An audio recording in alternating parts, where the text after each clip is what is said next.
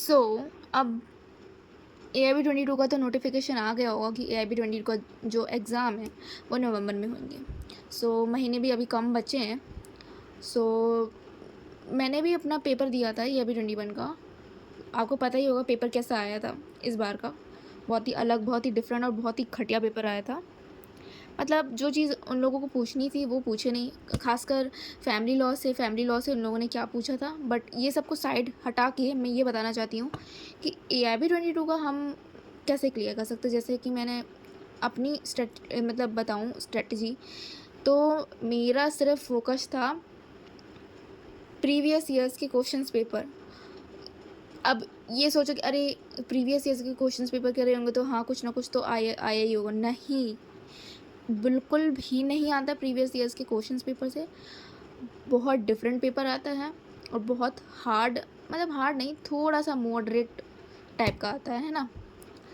तो मेन इस पेपर का मकसद ये रहता है कि 3 घंटे में बच्चा अपना टाइम मैनेज करके वो पर्टिकुलर पेपर को डायरेक्ट के जरिए सॉल्व करे। डायरेक्ट भी उस क्वेश्चन पेपर में बहुत ही कम मिलेंगे, 10-15 क्वेश्चन या 20 या 30 क्वेश्चन मिला लो तुम, है ना। उससे ज़्यादा क्वेश्चन नहीं मिलेंगे डायरेक्ट से जो हमको ढूंढना रहता है। बट अगर आपको क्लियर करना है तो ये माइंड सेट लेके चलो कि जो प्रीवियस ईयर के क्वेश्चंस हैं उसको टाइम सेट करके 3 घंटे का करके बैठ जाओ और इसको सॉल्व करो खुद से।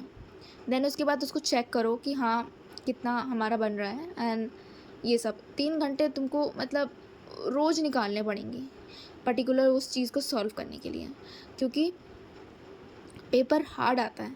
और हाँ एक चीज़ मैं बता दूँ, अब कई बच्चे तो यूट्यूब से ही पढ़ते होंगे क्योंकि हाँ उनको थोड़ा बहुत तो मतलब लग रहा होगा डर वर कि थोड़ा बेसिक नॉलेज होनी चाहिए, है ना। तो यही होता है भाई, जैसे कोड वोड ज्वाइन ना करो तो यही होता है। बट कोई ना, पढ़ सकते हैं यूट्यूब चैनल से। बट कई बार ना जैसे अपन यूट्यूब चैनल से पढ़ते हैं ना, शुरुआती तौर से वीडियो की शुरुआती तौर से हम लोग ना ऐसे बोलने लगते हैं।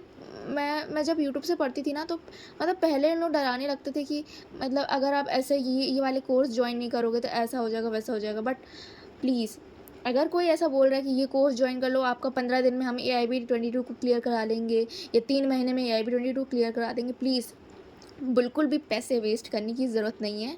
मेरा तो यही कहना है कि प्लीज़ आप लोग 3 घंटे बैठो अच्छे से और प्रैक्टिस करो प्रीवियस ईयर क्वेश्चन पेपर की। और अभी इंस्टाग्राम में रील भी बनती होंगी कि अगर किसी को मॉक्स देने हैं AIB 22 का चाहिए तो हाँ उससे भी कर सकते हैं। बट यही है कि बहुत डिफरेंट पेपर आता है। और रही बात लीगल मैगज़िम्स एंड डॉक्ट्रिन्स की, उसको अपन कितना याद करेंगे, कुछ ना कुछ तो उसमें अलग आएगा ही आएगा।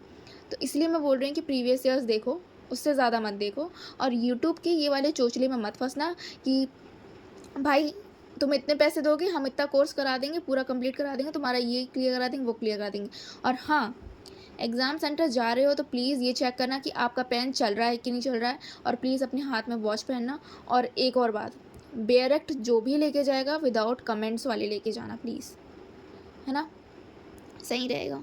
मैं जहाँ गई थी, मतलब जो सेंटर में गई थी, मुझे डर था कि अब मैंने न्यू बेयरक्ट्स खरीदी थी।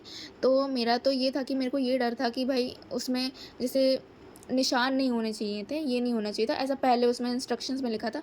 बट मैं वहाँ गई तो सब भाई इतने बड़े बड़े इंडेक्स लेके जा रहे थे, फ़ोटोकॉपी करा के, बेयरक्ट उनकी गुदी हुई थी, सब में नोट्स लगे हुए थे।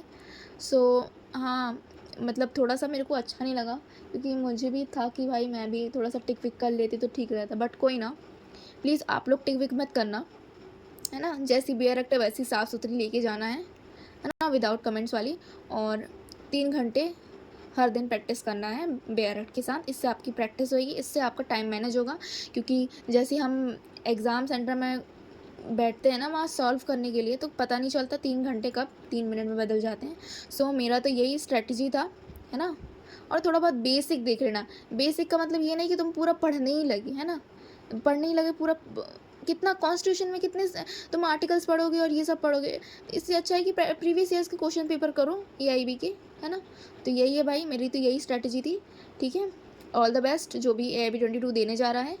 और बस यही था। ओके।